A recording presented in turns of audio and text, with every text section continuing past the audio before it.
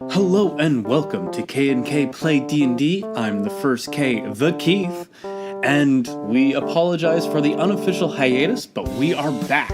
Yay, we're so excited! And did you say who you were? Yes, I did.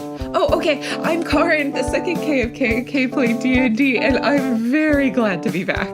Today's episode is the 8th episode of the Slave Ring arc, and it is brought to you by new power cord adapter thingies. The 8th episode is the penultimate, so let's get those dice rolling. Previously on K&K Play D&D, the party fled Deska City because of two interactions Frankie had as Melinda Featherwhite with the ambitious High Priest of Samek, Paulo Fiertalker. Outside the city, they battled the minions of a red dragon seeking retribution for them killing its wormling and stealing some of its hoard. Further on, they met a vengeful young elf woman named Iana, who Tara took a shine to, whose village had been attacked by slavers. Anna and Nowheres decided to help Iana in her quest to free her fellow villagers from the slavers. At the fort, they realized it was full of orcs, ogres, and a troll. On top of that, Nowheres and Anna recognized their leader as someone from their world. Iana unfortunately did not make it through the raid, but she left Tara a parting gift. Then, in a dream, Jot asked the group to go to Keep Rock, but the party magically, through dog-made doors, went to the jungle against the builder's wishes. There, Nowheres, Tara, and Frankie were whisked away to the wintry town of The End to help Ro get back several magical stars. And on top of that, they encountered a minion of the Red Dragon trying to steal those magical stars for its master's own designs. They're back in the jungle trying to figure out what they should do next and where to go. Alright, we are picking up the day after the holiday special, the end of the year special. Frankie, Tar, and Nowheres has filled in everyone on their grand adventures to the end and back and everything that they did. And they decided that they will stay put in their encampment. The night was uneventful, strange jungle animal calls, no one jumping out of the bushes at them, and it was a relatively calm night. Morning wakes pretty much the same. What is everyone doing this morning? I think marveling at being together. Mm-hmm. So I think that Nowheres is just glad to be back. Yeah. Runt is just glad to have them back. Of course. Tara is thoughtful, but that's not particularly new. Mm-hmm. Frankie points out that this is what she's been warning against all along. Mm-hmm. And Anna agrees with her. Anna is pissed. Frankie's been saying all along that this is incredibly manipulative behavior, and it seems to be capricious, seems to entirely disregard their will. Anna has been taking that with a grain of salt until she was left in the jungle, minus 3 of her companions, for several hours. And, she's starting to come around to Frankie's way of seeing things. Okay. Where is everyone and what are they doing? It's mid-morning. They're probably they're taking it slow. It's so hot and muggy. It's very different than any place they've really been. Tara and Nowheres, they have a little inkling that they may have been through things like this before, but they can't get more than an inkling. So what are they doing in their little encampment? Just so I know their places right now. Anna is cleaning her weapons. It's been several days. With this humid weather, it serves to treat metals well. Yes. Nowheres. Just kind of looking around, honestly. Just sort of sitting back and relaxing and squishing bugs. Okay. Runt? Are you chasing bugs? No, it's too warm for that. Frankie brought me home a cotton shirt.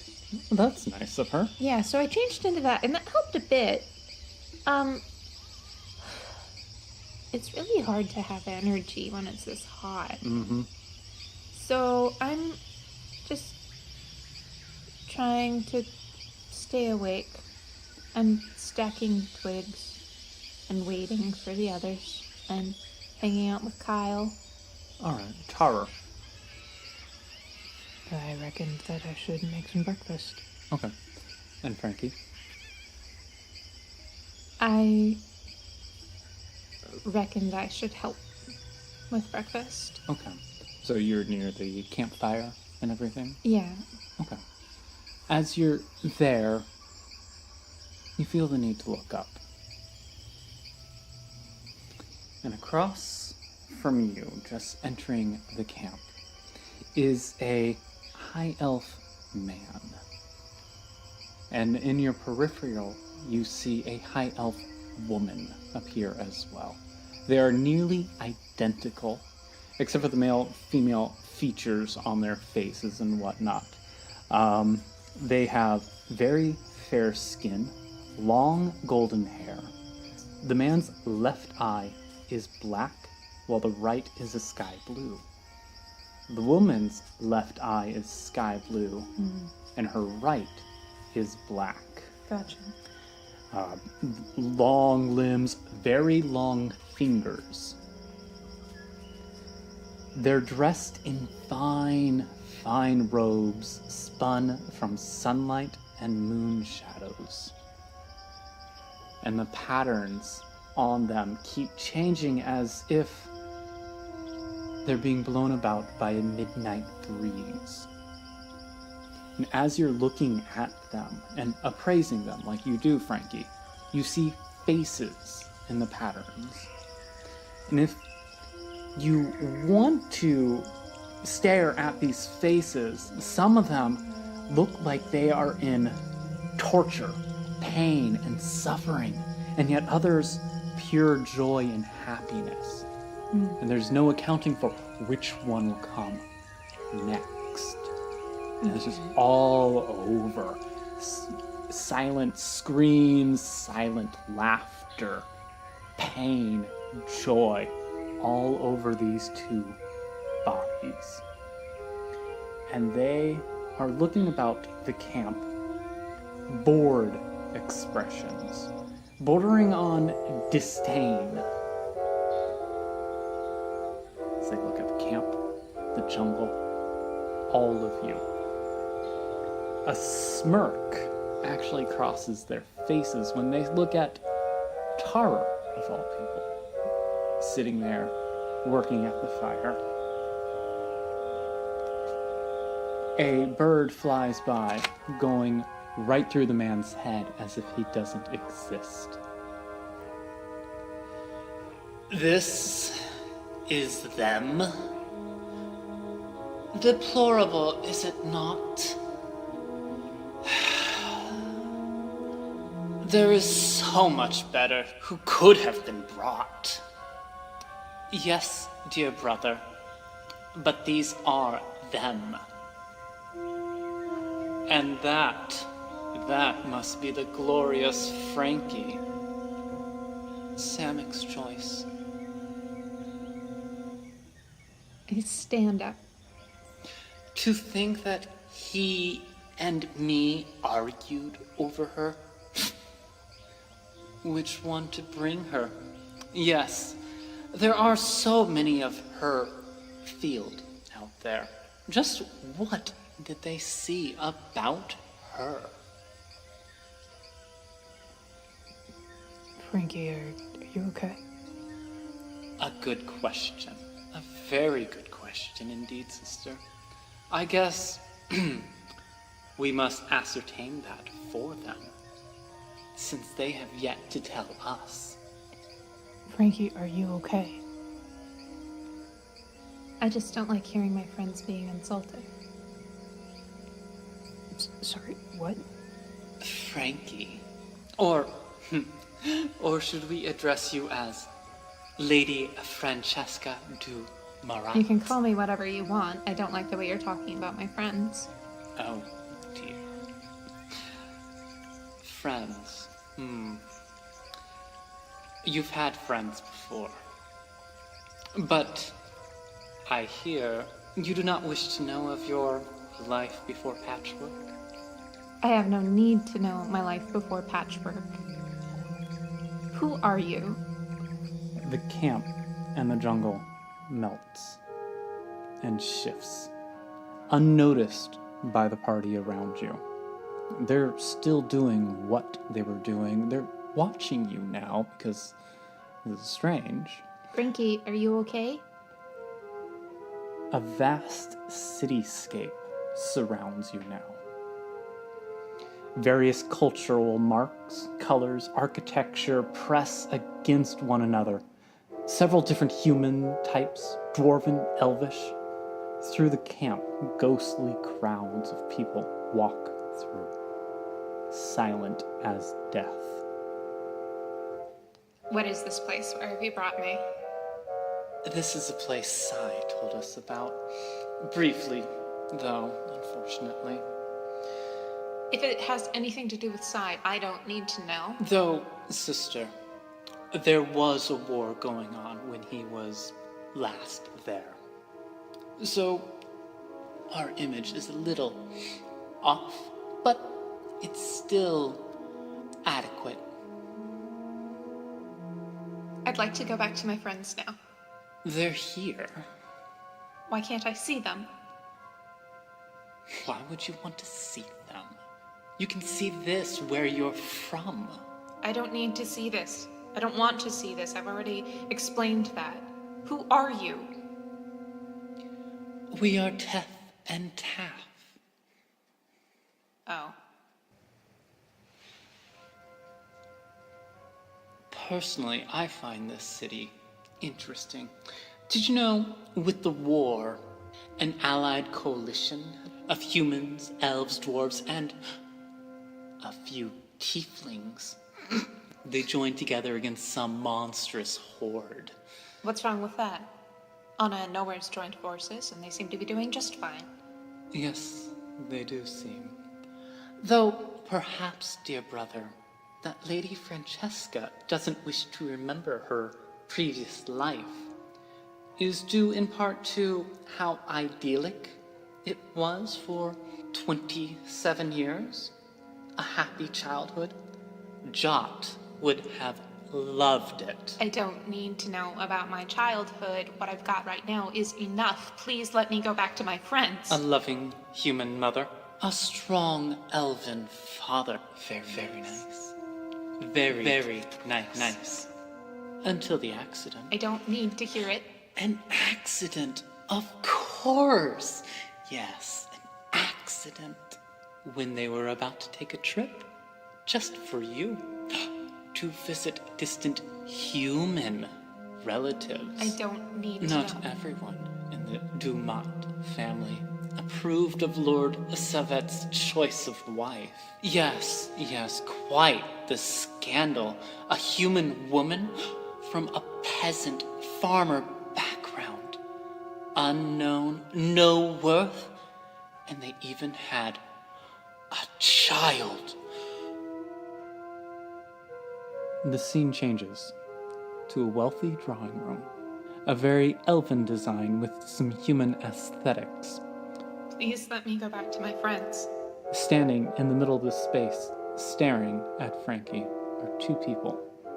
A tall, noble-looking elf man, close-cropped black hair, sharp green eyes, and a ghost of a smile.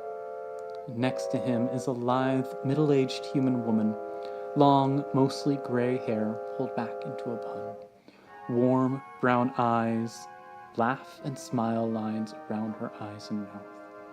They look happy and in love with each other, life, and the daughter that they're staring at. Please let me go. Happy times, to be sure. I already told Jot that I wanted not to know. Until the accident. And it was an accident. I don't need to know. The accident. 27 years broken in one night. I do so wish we could have been there. Jot simply will not share your memories of it with us. That's because I told Jot that I don't need to know. I don't want to remember. Please let me go. Indeed.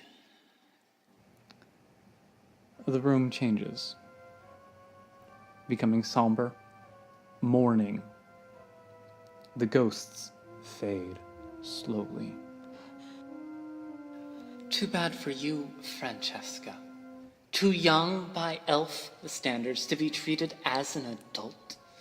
Your human side not knowing you exist, the anguish you felt, unable to control a single part of your situation. Much like now. I can control plenty. Let me return. Sent off to live with elfin relatives. I don't need to remember. Your uncle and his barren wife. She should have been praying to Silo. The room fades back to the jungle. Your friends are there, staring at you. Animals calling. There are another 2 people that have taken form. An elven man and woman, half formed from the waist down. The man is tall, broader built than your father. Slicked back black hair, sparkling amber-colored eyes. He's dressed very regally. The woman, very slender, taller than her husband. Shimmering bronze skin and long, cascading silver hair. She regards the jungle with unamused eyes. Why are you here? Uncle Cadric and Aunt Deleth. I don't need to see them. They don't need to be here. They should be home. Oh, these are just images. You know, he was the next in line for the head of your family. When poor Savette married a human woman, he welcomed you into his home, into his house ever so warmly. You were the daughter of his beloved older brother. Please stop. Treated you as his own. He even gave you that ring you've hidden from your friends here. I don't remember a ring. I don't need to remember a ring. But Aunt Deleth, you were a mongrel, an abomination, a disgrace to a noble family. She refused to speak to you for several years. I don't need to know. Please stop. That is, until she realized you actually had some semblance of worth. You've always been deft and nimble, and a good shot. She lied to you, saying it was your uncle's idea. She lied and sold you. Stop it. She lied and sold you. Be quiet. Your loving aunt sold you to be what you are today. An assassin. It's nothing to be ashamed of. You killed for her and your masters, pocketing 10%. It's perfectly normal for a young assassin apprentice. Aunt Deleth kept 50%. She was the one who discovered you. I don't need to know. She had the rights, and you weren't an adult in elven terms. I don't need to know. Around the campsite, several images of Frankie on jobs appear, slipping over walls and into homes, knives and bow in hand. Don't show them. Don't let them see.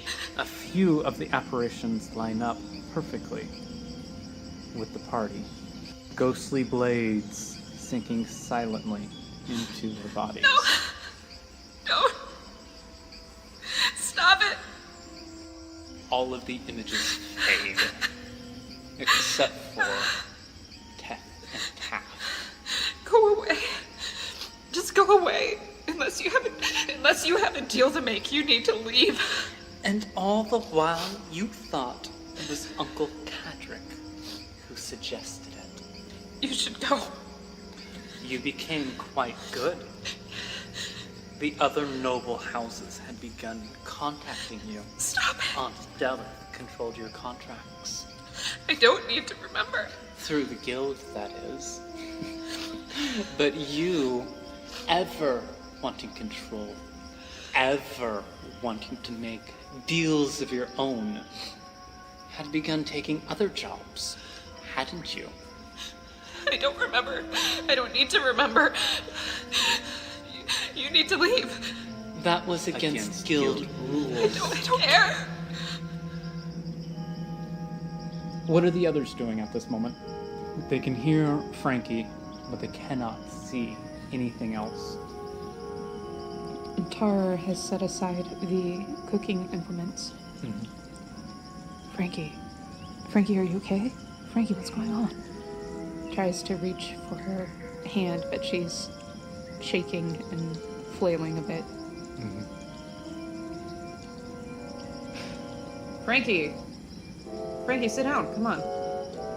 Norris gets up and comes across and takes her by the shoulders. Hey, Frankie, come on, sit down. Come on, you're okay. What happened to you when you were up in that village?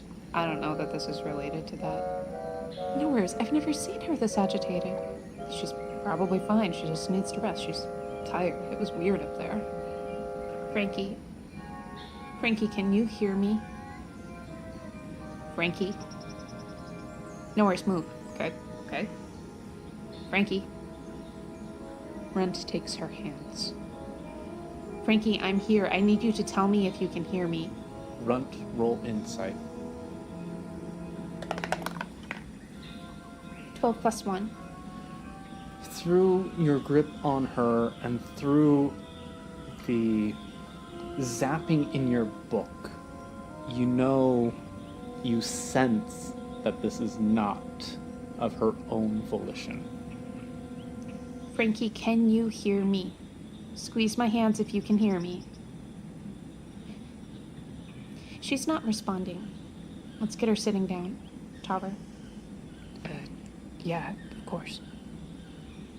I want everyone but Frankie to make a quick perception check. Including Runt. Including Runt on this. 9 plus 1. Okay. 10. 14 plus 5. Okay. 1. Anna, you are very concerned with Frankie. 1. And so is Nowheres. Alright. So Tara, as you're helping Frankie sit down, you notice high above the jungle, the wind starts to pick up. It's still very far off, and it feels angry. Guys, maybe batten down the tent a little bit better. Does anyone respond? Anna and Nowheres. Okay. We're going back to Frankie. Okay. Let me know when you're ready. Okay. Can she feel what's happening to her body? Yes.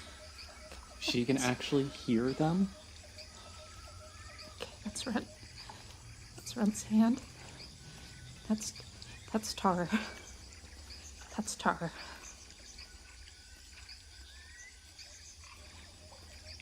Everything around Frankie collapses.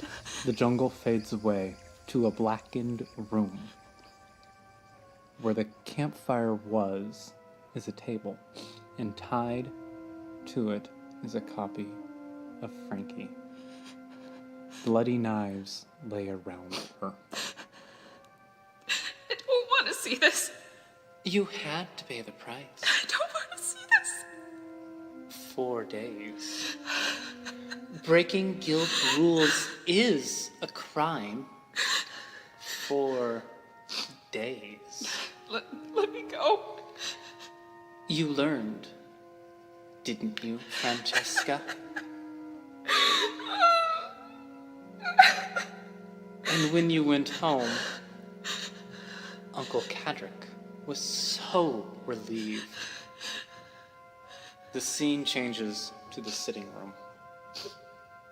Uncle Cadric stands up, immediately seeing you, worry writ all over his face. His hair is a disheveled mess.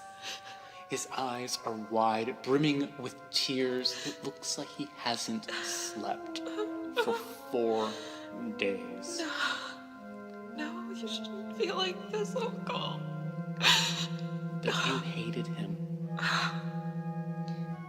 And you realized he had nothing to do with it. But you hated him. He let it happen. He just let it happen. It was all Aunt Delith. She tricked him. He couldn't know. There was nothing you could do.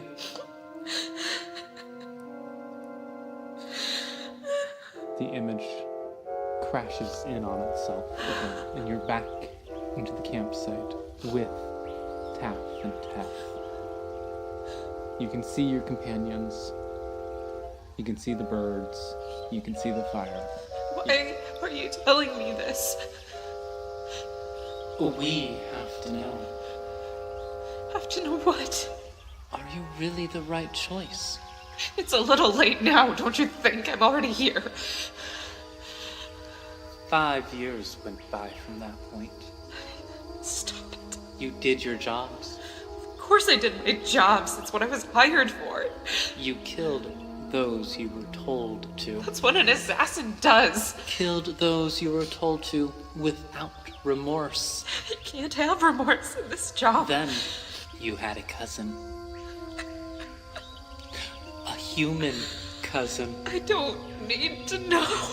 And she was in your city. Stop it. She was part of the coalition. Stop. She was a paladin. No. Holy people, you had no time for such fools. Everyone bled the same, no matter what gods they fervently followed. I don't want to remember. Stop it. You're curious, aren't you, Francesca? A human cousin, left behind in a world at war? She could be dead now. That's what happens in wars. That is what happens in wars. She died a paladin's death. It has nothing to do with me. It has nothing to do with me.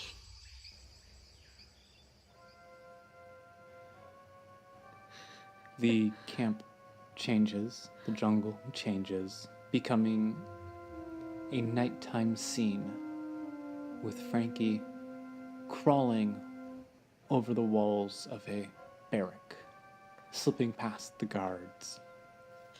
I know this place.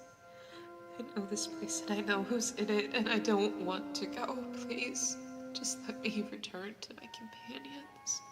I don't need to see this. I remember, okay? I remember everything. You don't have to keep doing this. Then who's your cousin? Don't make me say it. Who's your cousin? Don't make me say it. Frankie climbs the wall, going to the very top of the building. I never wanted to hurt her. I don't want to hurt her. I don't want to hurt her. We can end the image if you say who it is.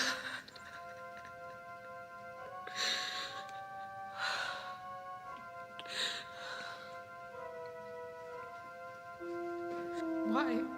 Why are you doing this? Why are you doing this? Are you enjoying this? Yes, we are. My suffering is amusing to you. All suffering is amusing to us. What kind of gods are you? What kind of gods are you? We're the gods of suffering and joy. We're the gods of life and death. So you're sadists. You're sadists and you enjoy when people are in pain. Everyone's in pain. You're no better than they were. You're no better than the guild. We would have had fun in your world. It's not not a game. Those are people's lives. Yes, we enjoy their lives. We enjoy their deaths. What do you want from me? Are you here to make a deal? If not, you please leave. We are here to see if you are the right choice. And what have you found so far? A mewling child. Well, then you have your answer and you can go. I'm curious, dear sister. Who is her cousin? No. Please don't. Frankie slides in through a window into a hallway.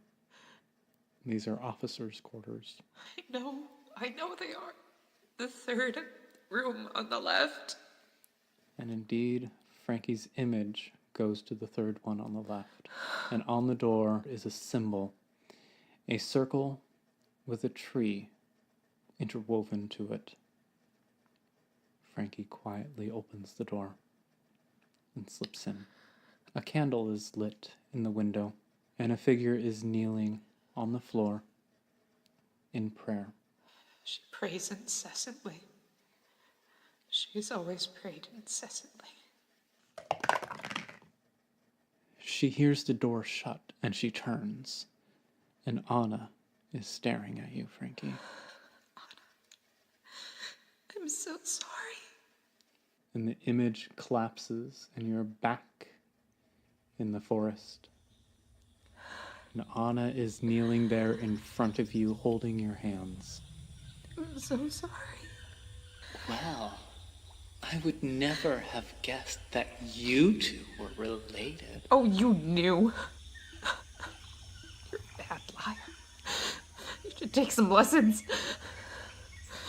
Well, do you think she's capable, sister, of what will be required of her? What is required of me is slicing your throat, then yes, I am very capable of it. I'm not sure. Samek does fancy her. And me did as well. She is quite intelligent and educated. Just like me likes. If you can call that an education. Frankie, you're now able to respond to your companions. Water. Can I please have some water? Here. Frankie, what's going on? I need everyone to make 2 perception checks. 9 and a 12. No, excuse me, and an 11. Nowhere's you're focused on Frankie. You don't notice anything Okay. else. 18 and 9. Anna, you notice 2 other beings in the campsite with you. You see Teth and Teth. Frankie, are they doing this to you? Frankie, don't bother on it. You wouldn't be able to touch them. It's a 23. And 13. Tara, you also notice Teth and Teth. You also can partially see through them, but at the same time, the wind above is very angry, and there's starting to be flakes of snow creeping into the campsite. Guys, I think we should move to cover. That's a 2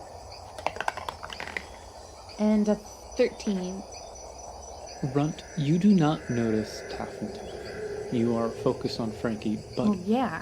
as you're trying to care for your friend here, Yeah. you feel cold wind blowing through, and you see snow. I don't like this at all. They just came from a place with snow. And if she's acting like this, like something happened and I am not okay with how they're using my friend. Runt takes one of Frankie's hands very protectively.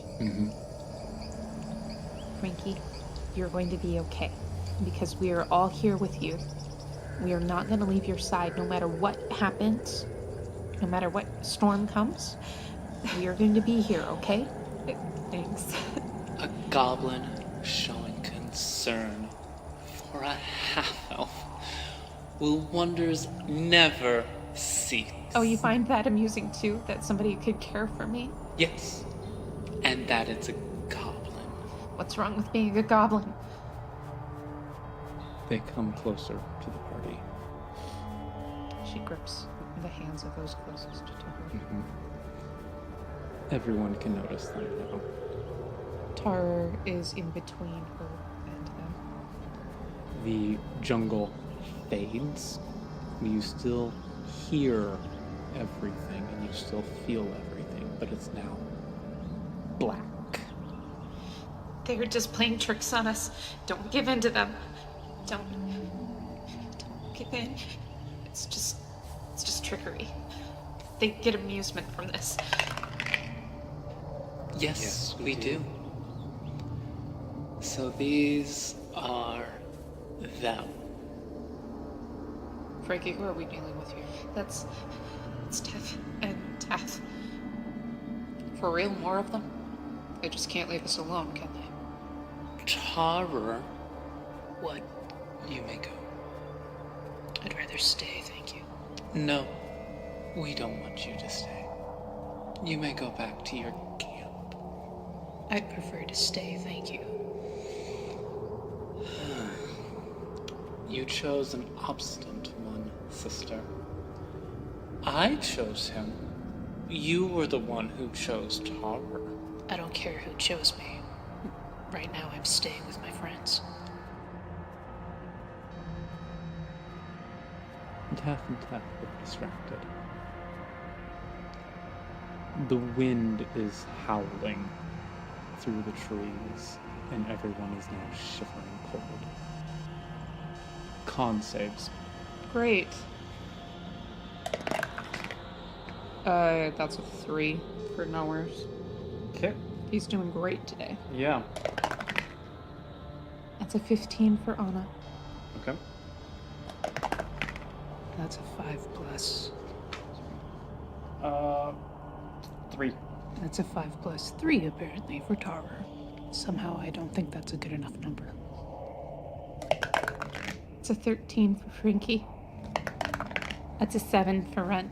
The blackness pops like a bubble. Nowheres, Tarer, and Runt all fall to the ground, while the ladies are able to keep their footing. The jungle has changed. There is now a swirling wall of snow around the campsite. The wind is blowing above and around very, very angrily. Ladies, will you please make insight checks on the builders? 6 plus 6 is 12. Okay. 4. Anna, you don't notice it, but Frankie, they're scared. Good. They should be. From the side of your camp, footsteps are appearing, and a body is now forming out of the snow and wind. Taff and Teth are trying to back away, but they're playing as if they still have control of the situation. They have their smarmy looks on, and they're sneering at this figure in a funny hat, barreling towards them. Frankie, what's going on? I think that's Ro. You think that's who? Ro, what the hell is he doing here? And Ro forms, and he reaches towards the other two. Maybe I'll duck. Ducking seems good. And he is livid. He picks them up by their robes, and he is growing larger than he was, lifting them out of the jungle. And there is an exchange. Again, I need everyone to make checks to see if they hear. Is this perception or insight? We'll do perception. 9. Okay. 2. 20. added together. Yeah. 16. 10. Runt and Nowheres, you can hear that something is going on between the builders. But Tara and Frankie, you can hear Ro laying into them. Leave them alone. This wasn't agreed upon. Like you have control, we do not have a godhead. We're a majority council. They do not need this. They were selected. But they have not been tried. They have been. Not by us. We're just testing to see if they were the correct ones. They were. Get gone. We'll meet at the island. Teth and Tath vanish, and Ro is back to human size. He takes his hat off and throws it to the ground. The wind, snow, and ice vanish. Hi there. Good to see you again. Ro runs his hands through his hair and turns to the group, shoulders sagging. I don't believe we've had the pleasure of meeting. He bows. I am Ro. Anna glances at the others, and Nowheres nods, and Tara shrugs, and Frankie just glares. Right, you are Ro. I learned of you recently. Yes. Thank you for helping at the end. The end? What is he talking about? He's referring to the village. Oh. Well, all that aside, Frankie, are you okay? I'll be fine, Runt. You don't look fine. Ro comes across towards Frankie. Nowheres and Anna and Tara are happy to give a god space. Runt is not. What does Runt do? He stands and plants himself very firmly between Frankie and the oncoming deity. Ro stops. You're late. Not only are you stealing my companions and sending them to God knows where in this God-forsaken world, but then you have the audacity to show up late when two of your colleagues have threatened and traumatized one of my party. You're late. Ro lowers himself to be at level with Runt. I am. And that's all you can say? I'm sorry. And that's all you can say? Do you know what they did to her? I do now that I'm here. What they did was not agreed upon. But stealing them away to your little village was? I needed their help. I only just got them back, and then your colleagues show up and do this. You needed their help. You're a god. Come up with another solution. You don't need to be stealing my people. You're right. I have wronged you, and I have wronged them. You'd better leave. Actually, I'd kind of like him to answer some questions. No, he had better leave. And you know what else? You had better tell the rest of your kind that we do not welcome your visits. We will not open our dreams to you. We will not run around and do your bidding at your whim and be hurt by you at your amusement. They said that they enjoyed it. Tath and Teth, they do derive enjoyment from joy and suffering. You're as much of a threat as they are. Runt, you're not wrong, but perhaps now is not the time. No, when else would be the time? Runt, he's kind of a god. I don't care if he is a god. I have a god too. I have a patron who is just as powerful as you are. You do, but your patron isn't here. Your patron's power and connection to you is being funneled through another builder, so you still have it. Is that builder you? No. Well then, we're fine, aren't we? lowers his head. No, Runt, seriously, like, this, I mean, like, we don't need to do this. We could ask him questions and learn some things. You saw what they did to her. That is not something that gods do. Gods are kind. Gods are not capricious. Well, they might be capricious, but gods come in and they save people. They do not make them worse.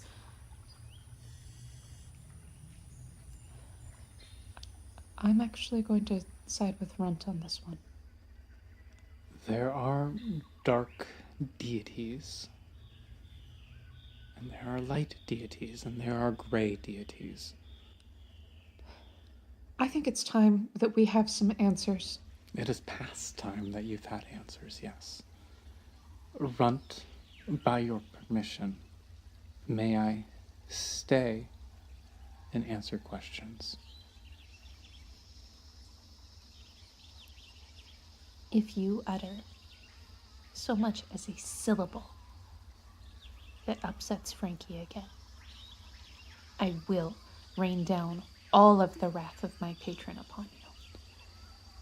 I will make this promise with you, Runt. If I do, go for it. Not actually a promise, but I'll take it. Okay.